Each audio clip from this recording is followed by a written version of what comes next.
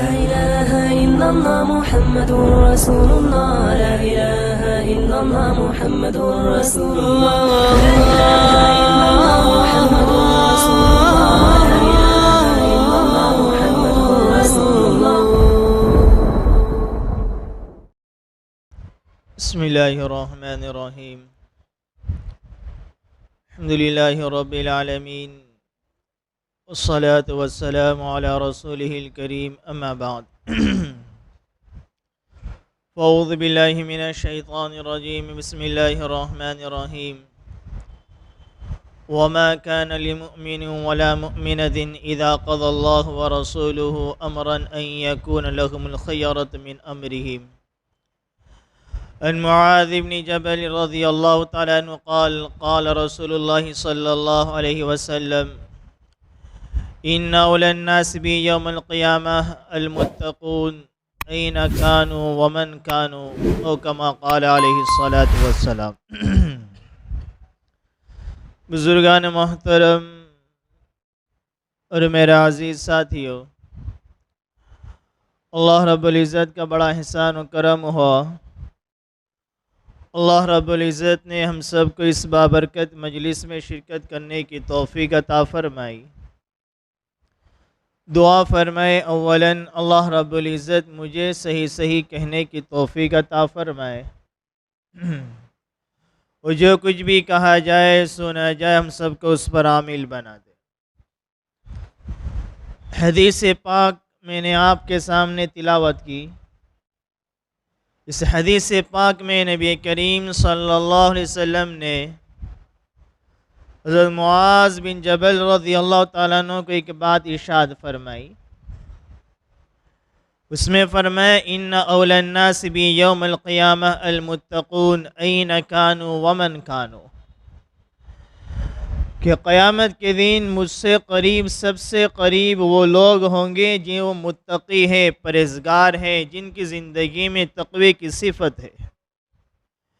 N کانوا ومن کانوا، وہ جہاں کہیں کے بھی رہنے والے ہو، اور وہ کوئی بھی ہو، کسی بھی خاندان سے، کسی بھی نسب سے، کسی بھی علاقے سے تعلق رکھنے والے ہو. اس حدیث پاک یہ آپ علیہ السلام نے ارشاد کس وقت فرمایا، اس کا پس منظر میں آپ کے سامنے بیان کر دوں. اس حدیث پاک سے صحابہ کرام کی نبی کریم صلی اللہ علیہ وسلم کے ساتھ محبت کا معاملہ کیسا تھا، خصوصی طور پر معاذ بن جبل رضی اللہ تعالیٰ عنہ کا عشق آپ علیہ السلام کے ساتھ کس درجے کا تھا. معاذ بن جبل رضی اللہ تعالیٰ عنہ کا وہ صحابی ہے جو ہر وقت نبی کریم صلی اللہ علیہ وسلم کی مجلس میں حاضر باش، حاضر رہنے والے، آپ علیہ السلام کی صحبت میں آپ کے ساتھ رہنے والے، سفر ہو یا حضر ہو، دین ہو یا رات ہو، جب بھی نبی کریم صلی اللہ علیہ وسلم کی مجلس لگی ہوئی ہے، حضرت معاذ کو دنیا کے کام کاج، گھر کے کام کاج، دنیا کی مشغولی، بیوی بچوں کی محبتیں آپ حضرت معاذ کو نبی کی مجلس میں حاضر ہونے سے روک نہیں سکتی تھی. ایسا عشق تھا، ایسی محبت تھی. جب ہمارے نبی نے حضرت معاذ بن جبل کی ایسی محبت کے تقاضے بھی دیکھے، ان کے معاملات کو بھی دیکھا، ان کے عشق کو دیکھا، تو ہمارے نبی نے بھی فرمایا: انی لأحبک یا معاذ، اے معاذ مجھے بھی آپ سے محبت ہے. کتنا بڑا جملہ ارشاد فرمایا. ہمارے نبی فرما رہے ہیں، کل کائنات سے اللہ تعالیٰ حکم فرما رہے ہیں کہ میرے نبی سے محبت کرو، میرے نبی سے محبت کرو. اللہ تعالیٰ دنیا کی تمام مسلمانوں کو حکم دیتے ہیں کہ میرے سے محبت کرو، میرے نبی سے محبت کرو. یہاں ہمارے نبی حضرت معاذ کو فرما رہے ہیں کہ اے معاذ مجھے آپ سے محبت ہے. کتنا بڑا یہ جملہ ہے، کتنا بڑا گولڈ میڈل ہے، کتنا بڑا یہ لقب ہے. دنیا میں اگر کوئی انسان، کوئی بڑا آدمی کسی کو کوئی اچھی بات کہہ دے، کسی کے شان میں کوئی جملہ کہہ دے، انسان اس کو پوری زندگی یاد رکھتا ہے. اس کے مرنے کے بعد بھی اس کے بارے میں تذکرہ کیا جاتا ہے کہ اس کے بارے میں فلاں شخص نے، اتنے بڑے انسان نے یہ بات کہی تھی. یہاں تو کل کائنات کے سردار، نبیوں کے امام، امام الانبیاء وہ ذات جن کے بارے میں ہمارے نبی نے فرمایا اے محمد اگر میں آپ کو بنانے کا ارادہ نہ کرتا تو میں دنیا کو نہ بناتا، کائنات کو نہ بناتا۔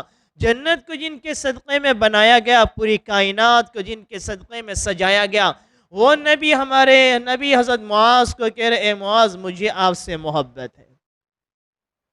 حضرت معاذ فرماتے ایک مرتبہ کہ آپ علیہ السلام نے مجھے فرمایا کہ معاذ میں نے یہ فیصلہ کیا ہے کہ ہم تمہیں یمن کا گورنر بنا کر تمہیں یمن بھیجنے والے ہیں، تمہیں یمن جانا ہے، وہاں کا گورنر بنا کے میں آپ کو یمن بھیج رہا ہوں۔ معاذ فرماتے ہیں کہ جب جملہ سنا تو میرے دلوں پر آرے چڑھ گئے کہ مصیبتوں کا غموں کے پہاڑ مجھ پہ ٹوٹ گئے، کہ خواہش تو یہ تھی کہ پوری زندگی نبی کے ساتھ گزرے، نبی کے قدموں میں گزرے، نبی کی صحبتوں میں گزرے، مدینہ المنورہ کی گلیوں میں گزرے، لیکن اب یہ شوق پورا نہیں ہو سکتا۔ نبی نے حکم فرمایا کہ ہمیں آپ کو یمن کا گورنر بنا کر بھیجنا ہے۔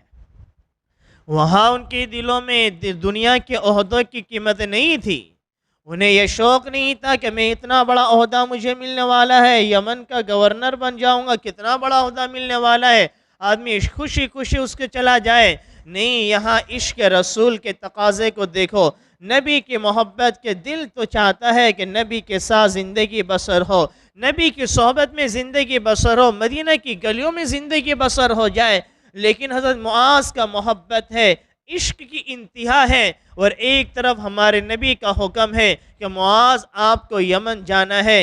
حضرت معاذ نے ہمارے نبی کے حکم کے سامنے اپنے جذبات کو دبا دیے، اپنی خواہشات کو دبا دی، اپنی محبت کو دبا دیا، اور قیامت تک آنے والے انسان کے مسلمانوں کو یہ درس دے دیا کہ اللہ اس کے رسول کا حکم سامنے آ جائے، اپنی خواہشات کو پیچھے کر دی جائے، اپنے نفس کو پیچھے کر دیا جائے، اپنے معاملات کو پیچھے کر دیا جائے۔ اسی کے بارے میں اللہ تعالیٰ قرآن کریم میں فرماتا ہے وَمَا كَانَ لِمُؤْمِنٍ وَلَا مُؤْمِنَةٍ إِذَا قَضَى اللَّهُ وَرَسُولُهُ، کسی مومن مرد کے لیے، کسی مومنہ عورت کے لیے جائز نہیں ہے جب اللہ اس کا رسول کسی بارے میں اس کو فیصلہ کر دے، کسی بات کا حکم کر دے، تمہیں یہ کام کرنا ہے، تم پر یہ چیز ہم نے فرض قرار دے دی ہے، اللہ اس کا رسول کسی احکام کے بارے میں اطلاع دے دے، کسی حکم کو دے دے، کسی مومن اور مومنہ کو اس بات کا اختیار نہیں رہتا ہے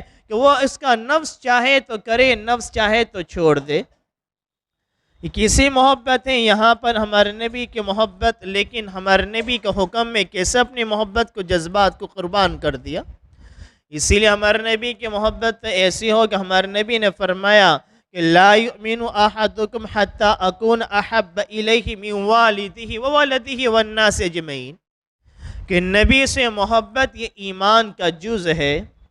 ہمارے نبی نے فرمایا تم میں سے کوئی شخص اس وقت تک کامل ایمان والا نہیں ہو سکتا ہے جب تک کہ اس کے نزدیک میں اس کی اولاد، اس کے ماں باپ، تمام لوگوں سے زیادہ محبوب نہ ہو جاؤ۔ صحابہ کرام کے دلوں میں عشق رسول کس درجے کا تھا، اور آج ہم بھی مسلمان ہیں، ہم نے بھی کلمہ پڑھا ہے، اللہ کی وحدانیت کی اقرار ہم بھی کرتے ہیں، ہم نے بھی نبی کی رسالت کی گواہی دی ہے، لیکن ہمارا ایمان زبانی خرچ، زبان تک محدود ہے۔ صحابہ کرام جب زبان سے جملہ نکلتا تھا سمعنا و اطعنا کے مصداق تھے، ادھر اللہ اس کے رسول کی باتوں کو سنتے تھے، اور دوسری طرف ان کے اعمال اللہ اس کے رسول کے اقوال کے موافق ہوتے چلے جاتے تھے، قرآن حدیث کے موافق ہوتے چلے جاتے تھے۔ اسی کو قرآن کریم کہتا ہے سمعنا و اطعنا۔ صحابہ کرام کے عشق رسول کس درجے کا تھا؟ حضرت ابوبکر صدیق رضی اللہ تعالیٰ عنہ خلیفہ اول، ان کے حالات میں لکھا ہے کہ یہ وہ صحابی ہیں، صحابہ میں سب سے اول نمبر پہ، سب افضلیت میں، مقام میں، نبی کے بعد سب سے اونچا درجہ ابوبکر صدیق کا ہے۔ یہ وہ صحابی جنہوں نے اپنے جان مال سب کچھ ہمارے نبی پر قربان کر دیا۔ ہمارے نبی نے ایک موقع پر فرمایا میں نے تمام لوگوں کے حقوق کو، حق کو ادا کر دیا، ابوبکر کیا کر کے حق کو میں ادا نہیں کر سکتا۔ جیسے ہی جب وہاں ہجرت میں جانے سے پہلے ہی حضرت ابوبکر صدیق نے ہجرت کی تیاری کر رکھی تھی، اٹھنیوں کو تیار کر رکھا تھا، یا رسول اللہ مجھے پتا تھا کہ آپ کے ساتھ مجھے ہجرت کا موقع ملے گا۔ جب ایک مرتبہ آپ علیہ السلام نے جنگ کے لیے اعلان فرمایا کہ جنگ کے لیے سامان کی، پیسے کی ضرورت ہے، عمر بن خطاب رضی اللہ تعالیٰ عنہ گھر کی تمام چیزوں کے آدھا کر کے لے آئے۔ ابوبکر صدیق رضی اللہ تعالیٰ عنہ گھر کی تمام چیزوں کو لے کر آ گئے۔ عشق رسول اسے کہتے ہیں۔ گھر میں کچھ بھی نہیں چھوڑا۔ ہمارے نبی نے پوچھا ابوبکر گھر میں کیا چھوڑا؟ اللہ اس کے رسول کا نام چھوڑا، اس کے علاوہ کچھ نہیں چھوڑا، تمام چیزیں نبی کے مجلس میں حاضر کر دی۔ اس کو عشق رسول کہتے ہیں۔ اسی لیے ایک حدیث پاک میں روایت کیا کہ آپ علیہ السلام نے فرمایا کہ 3 چیزیں مجھے تمہاری دنیا سے بڑی محبوب ہے، ایک تو خوشبو اور نیک بیوی اور نماز میری آنکھوں کی ٹھنڈک ہے۔ یہ 3 چیزیں مجھے بڑی محبوب ہے، خوشبو، نیک بیوی اور نماز جو میری آنکھوں کی ٹھنڈک ہے۔ حضرت ابوبکر صدیق رضی اللہ تعالیٰ عنہ فرمایا رسول اللہ مجھے بھی 3 چیزیں بڑی محبوب ہے، آپ علیہ السلام کے چہرے انور کی زیارت کرنا، اپنے مال کو آپ پر خرچ کرنا، اور میری بیٹی آپ کے نکاح میں۔ ابوبکر نے 3 باتیں فرمائی کہ آپ کے چہرے انور کی زیارت کرنا یہ مجھے بڑا محبوب ہے، اپنے مال کو خرچ کرنا آپ پر یہ بھی مجھے بڑا محبوب ہے، اور یہ بھی بہت بڑی پسندیدہ میرے لیے ہے کہ میری بیٹی آپ کے نکاح میں ہے۔ یہ عشق رسول کا مقام کو دیکھو۔ عمر بن خطاب رضی اللہ تعالیٰ عنہ جب ان کو پتہ چلا کہ آپ علیہ السلام دنیا سے رخصت فرما گئے، وصال فرما گئے، حضرت عمر نے تلوار نکالی، اس بات کو گوارا نہیں کرا کوئی میرے نبی کے بارے میں یہ کہے کہ وہ دنیا سے چلے گئے، وفات پا گئے، وصال پا گئے، جو یہ کہے گا میں اس کی گردن کو اڑا دوں گا۔ ابوبکر صدیق نے صحابہ کرام کو، حضرت عمر کو سنبھالا، ممبر پر کھڑے ہوئے، قرآن کریم کی آیت کریمہ سنائی، ما کان محمد ابا احد من رجالکم ولکن رسول اللہ وخاتم النبیین، اور ایک آیت کریمہ فرمائی کہ محمد تو ایک نبی ہے، دوسرے کی طرح نبی ہے، جیسے ان سے پہلے نبی گزرے ہیں، یہ بھی ایک نبی ہے، اللہ نے ان کو نبی بھیجا تھا، اٹھا لیا۔ اب اگر نبی کے جانے کے بعد کوئی اسلام سے پھر جائے تو وہ اپنا ہی نقصان کرنے والا ہے۔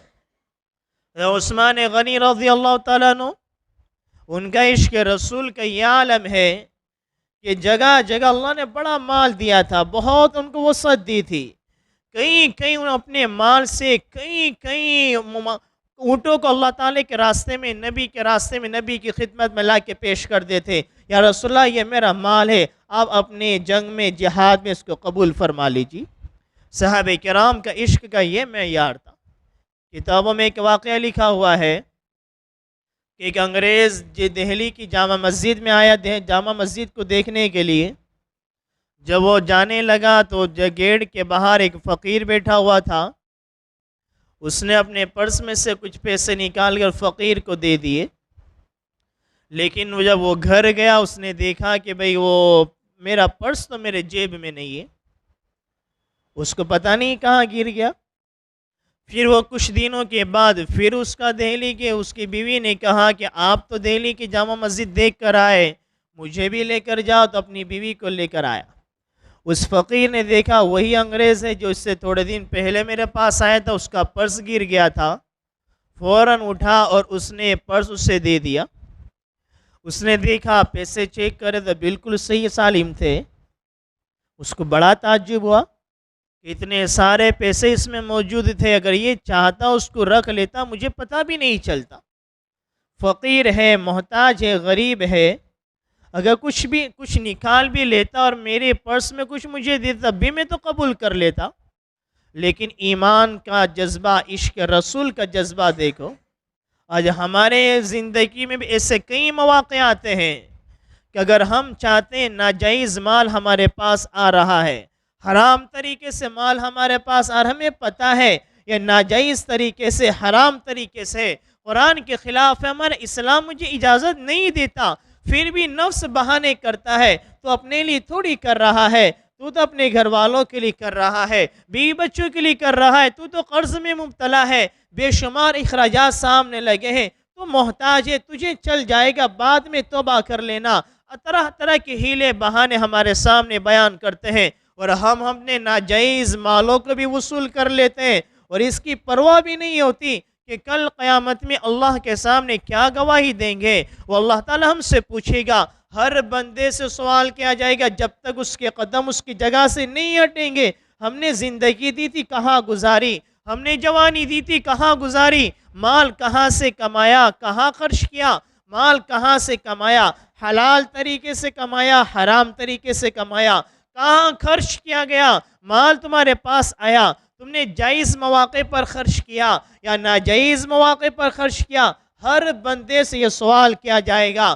نفسا نفسی کا عالم ہے، آدم علیہ السلام سے لے کر آخری نبی تمام انبیاء علیہ السلام بھی موجود ہے، ہمارے ماں باپ بھی ہے، بیوی بچے بھی ہیں، گھر والے بھی ہیں، جن بیوی بچوں کے خاطر حرام مال کو دنیا میں کماتے رہے وہ قیامت میں ہمارے کام نہیں آئیں گے۔ قرآن کریم کہتا ہے یوم یفر المرء من اخیہ وامہ وابیہ، قرآن کریم کہتا ہے وہ دین تو ایسا نفسا نفسی کا عالم ہوگا، شوہر بیوی کو دیکھ کر بھاگ رہا ہے، بیوی شوہر کو دیکھ کر بھاگ رہی ہے، اولادیں اپنے ماں باپ کو دیکھ کر بھاگ رہی ہوگی کہ آج مجھ سے کوئی ایک نیکی کا سوال نہ کر لے۔ وہاں تو نبی کی زبانوں پر بھی یہ جملے ہوں گے، یا ربی نفسی یا ربی نفسی، یا اللہ میں تو اپنی امت کے بھی سوال نہیں کرتا، آج میری جان بچ جائے تو یہی کافی ہے۔ ایسا نفسا نفسی کا عالم ہوگا۔ آج ہماری زندگیاں، ہمارے اعمال قرآن سے کوسوں دور جا چکے ہیں، نبی کی سیرتوں سے، نبی کی سنتوں سے بہت دور جا چکے ہیں۔ ہم نے حلال و حرام کو ایک کر کے رکھ دیا ہے اور اسلام کے احکامات کو بڑا محدود کر کے رکھ دیا ہے۔ صرف جمعہ کی نماز کے لیے حاضر ہو جائے، 2 رکعت فرض نماز ہم نے پڑھ لی، رمضان کے روزے رکھ لیے، کچھ صدقہ خیرات کر لی، چند اعمال ہم نے کر لیے، ہم اپنے آپ کو سچا مسلمان سمجھتے ہیں، ہم اپنے آپ کو بڑا دیندار سمجھتے ہیں، ہم اپنے آپ کو بڑا متقی پرہیزگار سمجھتے ہیں کہ میرے جیسا دیندار کوئی نہیں ہے، کہ میں کتنے اچھے اعمال کر رہا ہوں، میں کوئی جھوٹ تو نہیں بولتا، میں کسی کو دھوکہ تو نہیں دیتا، میں سود کا کاروبار تو نہیں کرتا۔ صرف اسلام چند اعمال کا نام نہیں ہے، بلکہ 24 گھنٹے کی زندگی ہمارے اسلام کے موافق ہو، ہماری صبح کی نماز کی بھی پابندی ہو، ہم حلال و حرام کی رعایت کرنے والے بھی ہو، ہماری اعمال بھی قرآن کے موافق ہو، سنتوں کے موافق ہو، اس کو سچا پکا مسلمان کہتے ہیں۔ آج ہمارے پر حالات ہیں، تکلیفیں ہیں، مصیبتیں ہیں، پریشانی ہے، انسان ادھر ادھر بھاگتا ہے کہ مجھے کسی نے کچھ کر دیا، میرا کاروبار چلتا نہیں ہے، جب بھی کوئی کاروبار شروع کرتا ہو کاروبار میں نقصان ہو رہا ہے، کاروبار میں گھاٹا ہو رہا ہے۔ انسان اپنے اعمال کا تجزیہ نہیں کرتا کہ میرا میرے رب کے ساتھ معاملہ کیسا ہے، میری عبادت میں کتنا گھاٹا ہو رہا ہے، میرے نیکیوں میں کتنا گھاٹا ہو رہا ہے، اس کی فکر نہیں کہ کاروبار کی فکر ہے۔ انسان اتنی محنتیں کرتا ہے، پوری زندگی دنیا کے پیچھے لگا دیتا ہے، تب جا کے تھوڑی سی دنیا اس کو حاصل ہوتی ہے، اور ہم نے جنت کے بارے میں یہ تصور کر رکھا ہے صرف جمعہ کی نماز کے لیے حاضر ہو جائے، 2 رکعت نماز پڑھ لے، چند اعمال کر لے، دنیا جنت ہمیں مل جائے گی۔ یہ شیطان کا بہت بڑا دھوکہ ہے، جو دنیا آسانی سے نہیں مل رہی وہ جنت اتنے چند اعمال کے بدلے میں کیسے مل سکتی ہے؟ ہماری زندگی کو اسلام کے موافق ڈھالنا ہوگا، قرآن کے موافق ہمیں زندگی گزارنی ہوگی، اللہ اس کے رسول کے مطابق ہمیں زندگی کو ڈالنا ہوگا۔ نفس کے تقاضوں کو پیچھے رکھ دے، خواہشات کے تقاضوں کو پیچھے چھوڑ دے، میرا نفس کچھ بھی کہے، میرا اللہ کا حکم کیا ہے، میرے نبی کی سنت کیا ہے، مجھے اس طرح سے زندگی گزارنا ہے تاکہ کل قیامت میں مجھے رسوائی کا سامنا نہ کرنا پڑے۔ اس کا نام تقوی ہے، اس کا نام عشق رسول ہے، اس کا نام سچا پکا مسلمان ہے۔ خیر میں ایک واقعہ سنا رہا تھا، وہ انگریز کا جو پرس گر گیا، اس فقیر نے، غریب نے اٹھا لیا، اس کو بڑا تعجب ہوا کہ پورے پیسے اس میں موجود ہے۔ اس نے کہا اگر تم اپنے پاس رکھ لیتے تب بھی مجھے پتہ بھی نہیں چلتا، کچھ پیسے بھی اس میں سے نکال لیتے تب بھی میں تو اس پر راضی ہو جاتا، مجھے میرا پرس مل گیا، اس میں قیمتی چیزیں ہیں، وہی مجھ پر لیے کافی تھا۔ اس فقیر نے کیا جواب دیا؟ یہ بات ہمارے جواب اپنے دلوں پر لکھ لے تاکہ ہمارے سنتوں پر جمنا ہمارے لیے آسان ہو جاؤ اور ہم سچے پکے عاشق رسول بن جائے۔ اس کے دل میں یہ بات نہیں، جب پیسے کا پرس میں نے دیکھا، آپ گئے تو آپ کا پرس گر گیا، میری نظر پڑی، میں نے اٹھا لیا، لیکن آپ چلے گئے، آپ سے ملاقات نہیں ہو پائی۔ لیکن جب دیکھا پیسوں سے بڑا ہوا تھا، دل میں تو یہ بات آئی، شیطان نے، نفس نے تو یہ بہکایا کہ تو رکھ لے، غریب ہے، محتاج ہے، ضرورت مند ہے، لیکن پھر میں نے اس کو اپنے پاس رکھ چھوڑا۔ میرے دل میں یہ بات آئی، اگر میں نے رکھ لیا، کل قیامت کا دین ہوگا، وہ تو انصاف کا دین ہے، یوم الحساب اس کو کہتے ہیں، قیامت کے دین کو یوم الحساب کہا گیا، حساب و کتاب کا دین ہے۔ وہاں ہر بندے سے ہر چھوٹی چھوٹے عمل کے حساب و کتاب لیا جائے گا۔ ایسا نہیں کہ کچھ عمل چھٹ جائے ہماری نظروں میں، جیسے کوئی انسان اگر کسی چیز کو چیک کرتا ہے تو کچھ چیزیں نظر پڑتی ہے، کچھ چیزیں چھوٹ جائیں، وہ اللہ تعالیٰ کا دربار ہوگا، وہ دنیا کا دربار نہیں۔ انسان اگر کوئی جرم کرتا ہے دنیا میں، تو انسان جرم کرنے کے بعد بھی دو وجہوں میں سے کسی ایک وجہ سے چھٹ جاتا ہے، پولیس اس کو پکڑ کر لے گئی، اس نے قتل کر دیا، جرم کر دیا، وہ بڑا جرم ہے، لیکن طاقت والا ہے، پاور والا ہے، اس کے کسی اور طاقت والے کے ساتھ تعلقات ہے، اپنی طاقت کے بلبوتے دنیا کے جرم سے چھوٹ جاتا ہے۔ یا پیسہ ہے تو پیسے کے بلبوتے پر چھوٹ جاتا ہے، انسان نے سامنے والے کو پیسہ کھلا دیا، وہ آدمی اس کا کیس ڈھیلا کمزور ہو جاتا ہے۔ اللہ تعالیٰ نے قرآن کریم میں فرمایا، وہ دن ایسا دن ہوگا، وہاں انسان کے پاس نہ طاقت ہوگی، نہ مال و دولت ہوگی۔ انسان نہ طاقت سے چھوٹ سکے گا، نہ مال و دولت سے چھوٹ سکے گا۔ انسان کسی اور کو اپنے مقابلے میں پیش کرتے، اپنی طاقت والے دوستوں کو، وہ نہیں ہو سکے گا۔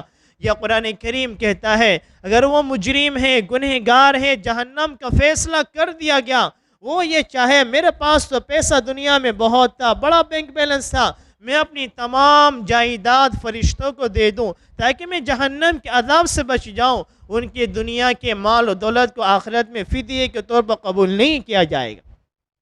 اور قرآن کریم نے ایک جگہ فرمایا، اللہ نے جو جہنم میں جو فرشتے مقرر فرمائے، وہ فرشتے ایسے ہوں گے، غلاظ شداد، بڑے سخت مزاج کے ہوں گے، غلاظ شداد، بڑے سخت مزاج کے ہوں گے۔ قرآن کریم مفسرین اس آیت کریمہ کے ذیل میں بیان کرتے ہیں کہ اللہ تعالیٰ نے جہنم میں ایسے فرشتے غلاظ شداد رکھے ہیں، نرم طبیعت کے نہیں، کہ انسان روئے دھوئے، آدمی ان کے سامنے روئے گا دھوئے گا، میں بڑا کمزور ہوں، گنہگار تو، لیکن مجھے معاف کر دو، تو فرشتوں کو رحم آ جائے، ٹھیک ہے، جا دوسرے دروازے سے تو جنت میں داخل ہو جا۔ وہاں ایسا معاملہ نہیں ہوگا۔ وہ اللہ تعالیٰ جو فرشتوں کو جن چیزوں کا حکم دیا ہے، وہ فرشتے اللہ کے حکم کی نافرمانی نہیں کریں گے۔ اللہ نے ان کو حکم دے دیا، یہ جہنمی ہے، ان پر تم نگراں رہنا، ان پر تم عذاب کو مسلط کرتے رہنا۔ اب جہنم میں انسان روتا رہے، چیختا رہے، چلاتا رہے، اس کے چیخنے سے، چلانے سے، رونے سے فرشتے کے دل پگھلنے والے نہیں ہیں، نہ وہ جہنم سے ان کو نکالنے والے ہیں، کیونکہ اس میں اللہ تعالیٰ کے حکم کی نافرمانی ہو جائے گی۔ اس فقیر نے کیا جواب دیا کہ میرے دل میں یہ بات آئی کہ میں رکھ لوں، لیکن میرے دل میں یہ بات آئی، قیامت کا دین طاری ہوگا، ہمارے نبی نے فرمایا ہر انسان اور ہر امتی اپنے نبی کے جھنڈے کے ماتحت ہوگا، تو قیامت کا دین ہوگا، میں میرے نبی کے پیچھے ہوں گا، نبی کے جھنڈے تلے ہوں گا، اور آپ اپنے نبی کے پیچھے ہوں گے۔ کہیں ایسا نہ ہو کہ آپ اپنے عیسیٰ علیہ السلام سے شکایت کر دیں کہ عیسیٰ علیہ السلام سے کہ اس امتی نے، محمد کے امتی نے میرا پرس لے لیا تھا، چرا لیا تھا، اور عیسیٰ علیہ السلام میرے نبی سے شکایت کرے کہ آپ کے ایک امتی نے میرے امتی کے پیسے لیے تھے، تو میرے نبی کو کیسی تکلیف پہنچے گی، اس بنا پر میں نے یہ پرس، یہ پیسے آپ کو لوٹا دیے۔ ایک فقیر غریب لیکن عشق رسول کا اس کا جذبہ دیکھو۔ آج ہمارے دلوں میں عشق رسول کہاں ہے؟ اگر ہمارے دلوں میں سچی پکی محبت ہوتی تو ہماری زندگیاں سنتوں کی موافق ہوتی۔ آج اگر ہم سے پوچھا جائے کہ ہم زندگی کے 25 سال 30 سال گزر گئے، 40 سال گزر گئے، بچپن سے اللہ کے گھر میں آ رہے ہیں، مسجدوں میں داخل ہو رہے ہیں، مسجد میں داخل ہونے کی سنت کتنی ہے؟ مسجد سے نکلنے کی سنت کتنی ہے؟ کھانا کھانے کی سنتیں کتنی ہے؟ سونے کی سنتیں کیا ہے؟ روزانہ کھا رہے، پی رہے، مسجدوں میں آ رہے، مسجدوں سے نکل رہے، لیکن ہماری زندگیاں سنتوں سے دور، اسلام کے طریقوں سے دور ہے۔ تو سچا پکا عاشق الہی، عاشق رسول کی علامت یہ ہے اس کی زندگی سنت کے موافق ہونا چاہیے۔ تو میں نے خطبے میں ایک روایت تلاوت فرمائی، ہمارے نبی نے فرمایا ان اول الناس بی یوم القیامہ المتقون۔ حضرت معاذ کو فرمایا، معاذ فرماتے کہ مجھے فرمایا کہ تمہیں یمن کا گورنر بنا کر بھیجنا ہے۔ حضرت معاذ فرماتے دل تو تیار نہیں تھا کہ نبی کو چھوڑ دوں، مدینہ کی گلیوں کو چھوڑ دوں، لیکن نبی کا حکم ہے جانا پڑے گا۔ سفر کی تیاری شروع کر دی۔ جب سفر کی تیاری شروع کر دی، تیار ہو گیا، ہمارے نبی خود حضرت معاذ کو سوار فرمایا اور پیدل ان کے ساتھ چل رہے ہیں۔ ہمارے نبی حضرت معاذ کے ساتھ پیدل چل رہے ہیں، حضرت معاذ کو سواری پر سوار فرمایا اور رخصت فرما رہے ہیں، اور ایک بات فرمائی، اے معاذ شاید ایسا ہو آئندہ سال اگر تمہارا مدینہ میں آنا ہو تو تمہاری میری ملاقات نہ ہو سکے، تمہارا گزر میری قبر پر سے ہو، تمہارا گزر میری مسجد پر سے ہو، میری اور تمہاری ملاقات نہ ہو۔ معاذ بن جبل کے صبر کے بندھن ٹوٹ جاتے ہیں، زار و قطار آنکھوں سے آنسو بہ رہے ہیں۔ پھر ہمارے نبی اس وقت اس روایت کو بیان فرمایا ان اول الناس بی یوم القیامہ، دنیا تو رخصت ہونا ہے، یہاں تعلق اور ملاقاتیں ہمیشہ کی نہیں، یہ تو فانی ہے، لیکن فرمایا قیامت میں سب سے قریب، جنت میں سب سے قریب مجھ سے وہ ہوگا جس کی زندگی میں تقوی ہوگا، جس کی زندگی میں اللہ کا خوف ہوگا، جس کی زندگی میں پرہیزگاری ہوگی، گناہ سے بچنے والا ہوگا۔ این کانو ومن کانو، وہ جہاں کہیں کا بھی رہنے والا ہو، چاہے شہر کا رہنے والا ہے، دیہات کا رہنے والا ہے، چاہے وہ پھر کسی بھی خاندان کا رہنے والا ہے، وہ چاہے پھر اعلیٰ نسب کا رہنے والا ہے، ادنا نسب کا رہنے والا ہے، اس کی زندگی میں تقوی والی صفت ہوگی، پرہیزگاری ہوگی۔ اللہ کے نبی علیہ السلام نے فرمایا وہ قیامت میں جنت میں سب سے قریب مجھ سے ہوگا۔ اگر ہم یہ چاہیں کہ ہمارا شمار ہمارے نبی کی جنت سے قریب ہو جائے تو ہمیں اس مختصر سی دنیا کی زندگی میں گناہ سے اپنے آپ کو دور رکھنا ہوگا، اپنے نفسانیات کو چھوڑنا ہوگا اور سنت کے مطابق زندگی گزارنی ہوگی۔ اللہ تعالی ہم سب کو جو کچھ کہا گیا اس کے مطابق عمل کرنے کی توفیق عطا فرمائے، آمین، وما علینا الا البلاغ۔